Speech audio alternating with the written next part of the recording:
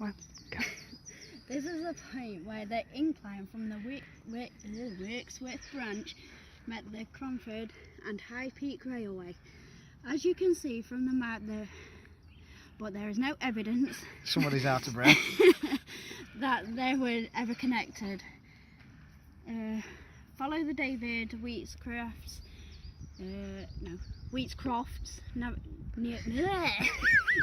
start that again. Do you want to start all this again? Not really. Can't do it, can they? Huh? Gobbledygook. Right, we'll stop it there and start again. Welcome. Well, on today's episode, we head from BlackRocks up to Middleton top, do a massive hill climb, wander off the track and find something amazing.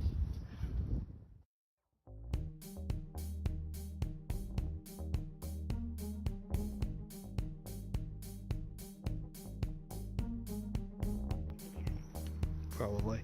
We're on the High Peak Trail now, heading towards Middleton top, and we've just found this wheel. Just been reading about it, and it would have a steel cable run all the way around it up to the engine house, and that would help pull the carriages up the incline. And I think there's a total of 9 altogether, it says on the trail.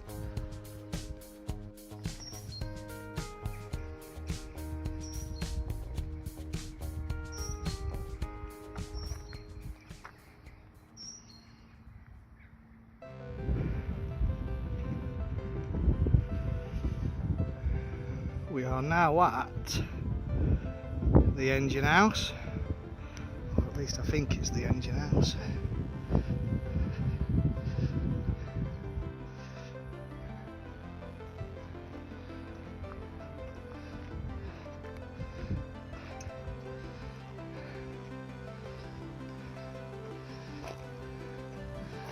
And just over there is the other wheel where the cable would have been attached to.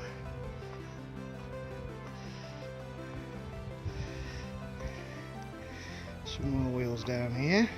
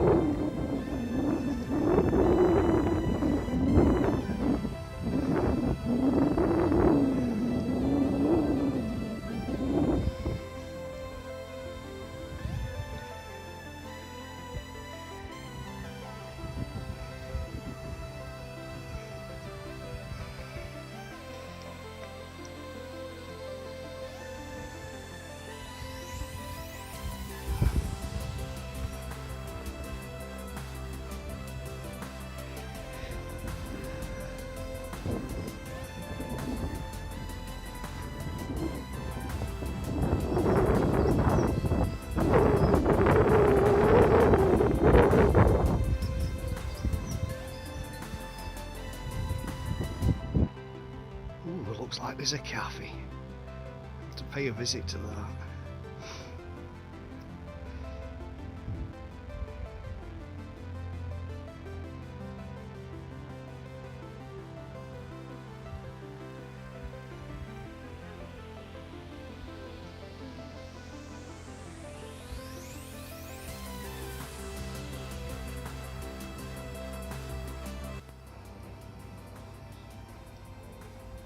We have a model railway. I don't know what the track used to look like.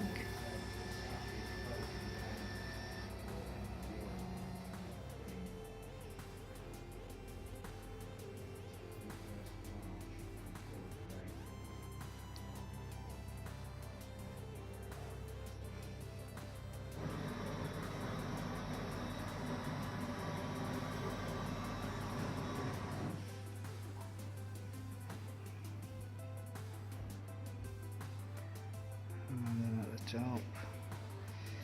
That's the engine house with the machinery inside. What would have fold the carots up.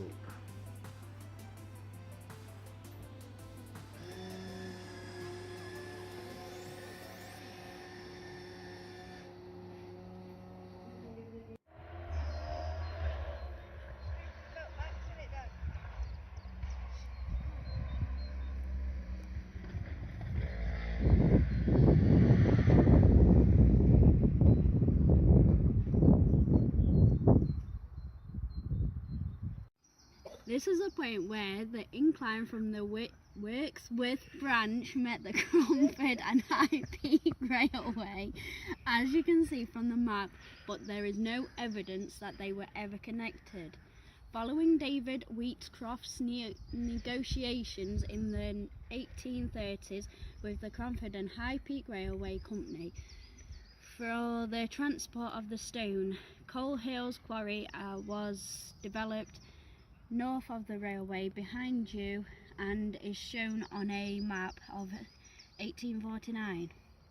The speciality stone was bird's eye marble, a black limestone with white flecks, which was capable of taking a high polish. This was also one of the first quarries to make macadam using hand mixing, but increased operating soon after 1930. Steeple House Quarry operated between the late 1800s and the late 1940s, principally as a source of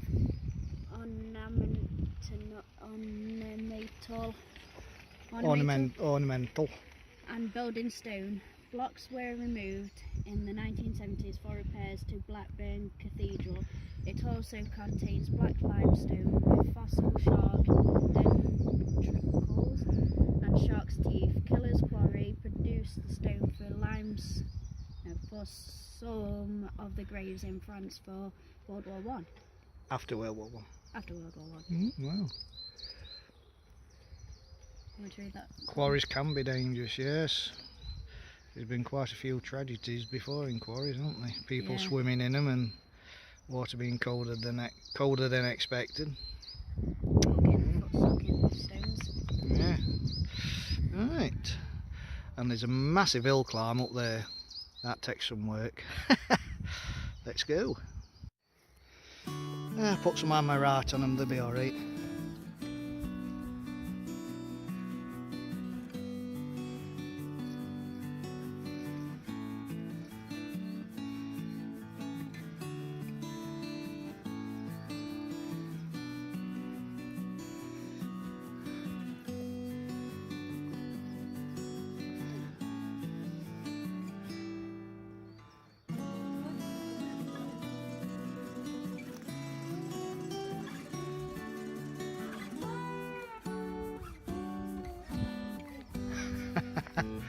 I was just thinking that we'll climb down there and there'll be an easy way in.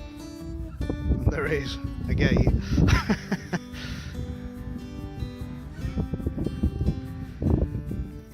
So I can only assume the wagons used to come down here, used to load them up, and then they probably either went back out that way. I can't see them going that way because too many trees really.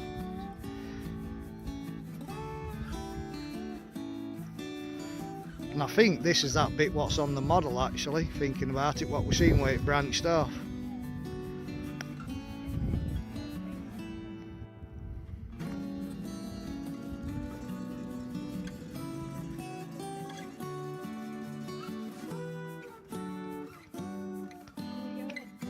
No, it's blocked off. Unless you're really small and can crawl down in there. Go on then, Miss Gobbledygook. What is it? This small lime kiln was one of the hundreds used to produce lime for spreading on farm fields and for builders' mortar. Pieces of limestone quarried behind the kiln were tipped into the top with coal or other fuel. When limestone is heated to about 900 degrees, it breaks down into carbon dioxide, gas and lime. Lime was raked out of the bottom. Lime kilns were small-scale chemical works Buxton is now Britain's lime-making capital. Just beyond the kiln, there were 5 or 6 cottages.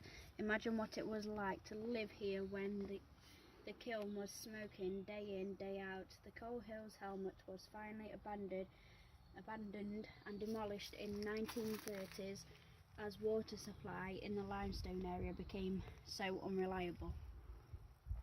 The path in front of the kiln is Old Lane, the old route from Wixworth to Cromford. The dry stone walls here are limestone and sandstone. The sandstone blocks were originally stone sleeper blocks from the Cromford and High Peak Railway, one of the world's earliest railways, and opened in 1829 to 30. This is now the High Peak Trail. The dried stone walls to your left are used for training and demonstrations for school activity days. Compare these with the mortared walls in the railway bridge. For more information on courses, ask the centre or go to that website, which is www.nationalstonecentre.org.uk.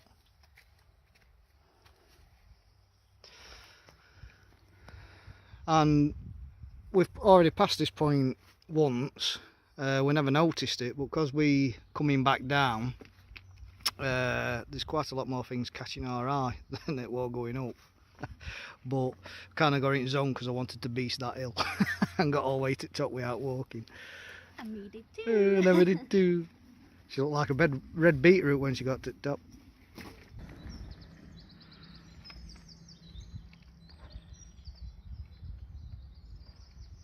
So we are just near the visitor centre,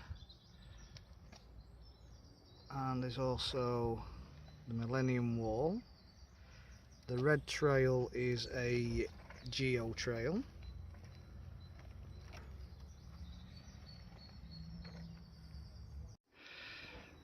So these are geo steps, and you have different types of stone in each level with the looks of it.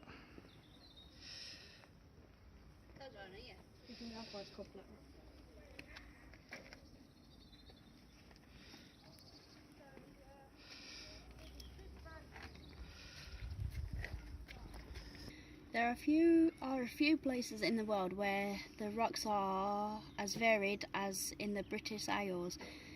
They include some of the very oldest in the northwest of Scotland to beds still being deposited around our coast today. The stones have been selected to show variation, but some important rock types such as chalk and bathstone are missing, as they would not survive many harsh Peak District winters.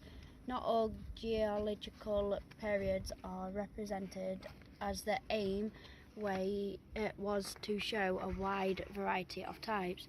The raisers of these steps display many of British rocks, mainly in order of their ages. The treads are all of the Hopton wood stone, perhaps Britain's best known decorative stone, which is still quarried just west of here at Bassington Moor Quarry and has been donated by Longcliffe Quarries Ltd. It has been used as headstones for war graves throughout the world and also by many famous British sculptors including Epstein, Gilmore and Hepworth. Cool. Have a Batman or Superman, put that there.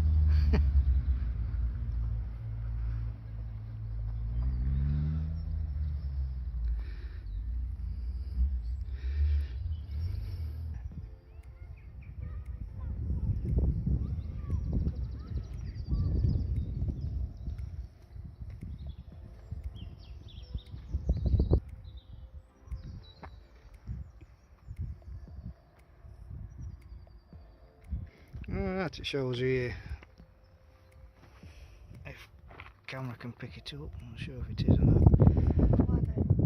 The base of the reef mound, no bedding, Fossil sea caves. Where? There, Oh. right in the middle. Top side of reef. Look at that. That's over there. So, probably billions of years ago, all this would have been underwater then. The reef, 330 million years ago. Oh, millions. On a cold winter's Peak District day, it is difficult to imagine this area being like the Caribbean or Arabian Gulf.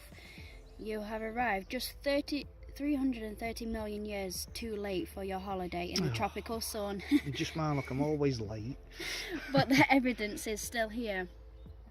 At early points on the trail, there were rocks formed in shallow lagoons and crinoid colony, but both were protected from the full blast of the sea to the south behind you.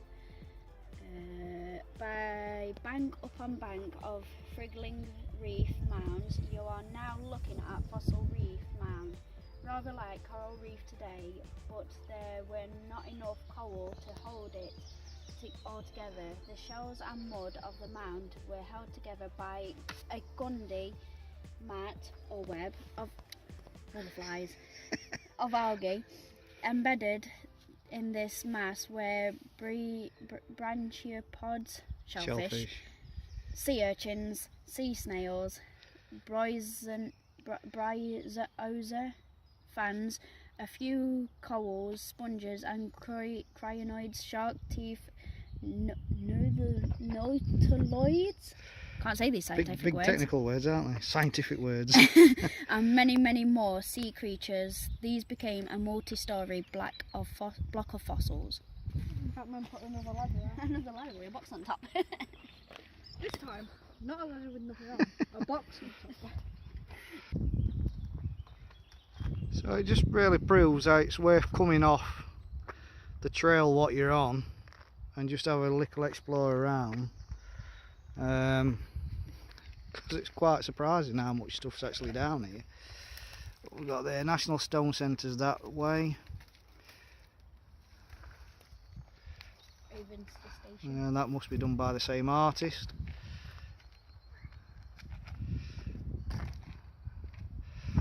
And further up there is the Millennium Wall. There's a trail down there as well. So glad we popped off the High Peak Trail and had a wander down here. My idea. Yeah, credit to him. So yeah, we've got the Millennium Wall up that way, Delft Path, Great Road. Just talking about the wall.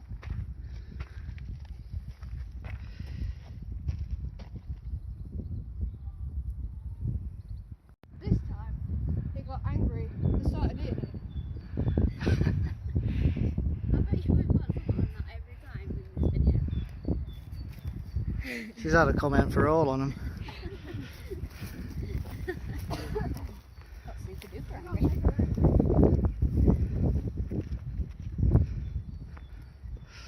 Oh, we're on top of the reef. The top of the reef. You are now standing at the top of the reef that formed a barrier between the deep ocean in front of you and the lagoon you have just passed. The reef was made of the limey mud, probably held together by microscopic algae. Now the land here slopes away equally in all directions from the top of the forming a mound-like shape. This is... What's that happening? Is that her? Oh, is it doing you?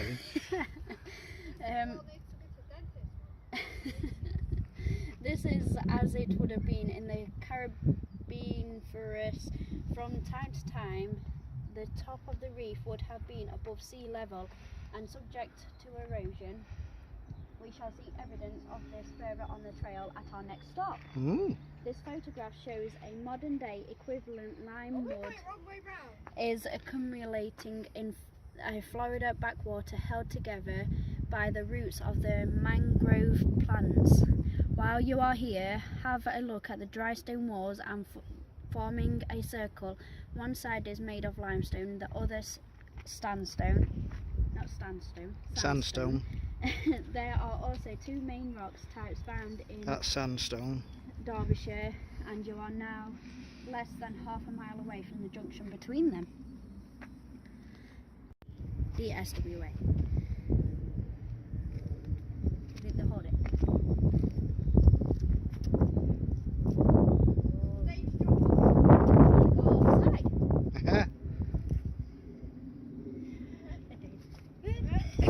There's an easy way around, you could have just gone there.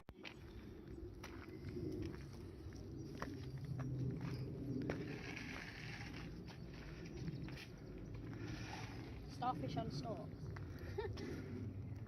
The day of the crinoids. You know someone's going to correct you on the internet, so it's not pronounced like that. Yeah.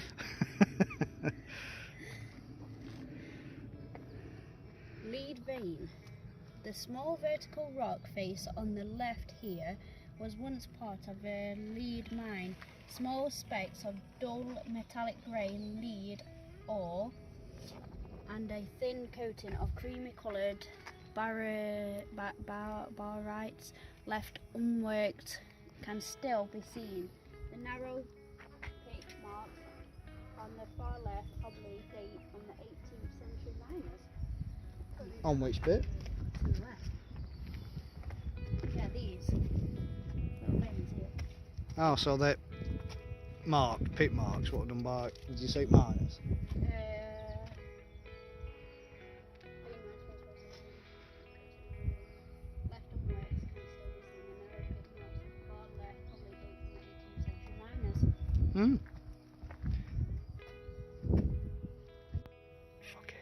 You are now looking at the first few metres of the Earth's crust opened up by quarrying. At the top are very thin layers of soil and subsoil. Underneath are layers and layers of limestone. Below the quarries, the limestone continues for hundreds, possibly even thousands of metres. Each layer was deposited as a limy mud packed with shell fragments on the flat floor. The lagoon in tidal water only a few metres deep. This beautiful blue tropical lagoon stretched from here to Castleton and eastwards almost to Lincoln, occasionally made more exciting by volcanoes blasting away. It was rather like the Arabian Gulf is today.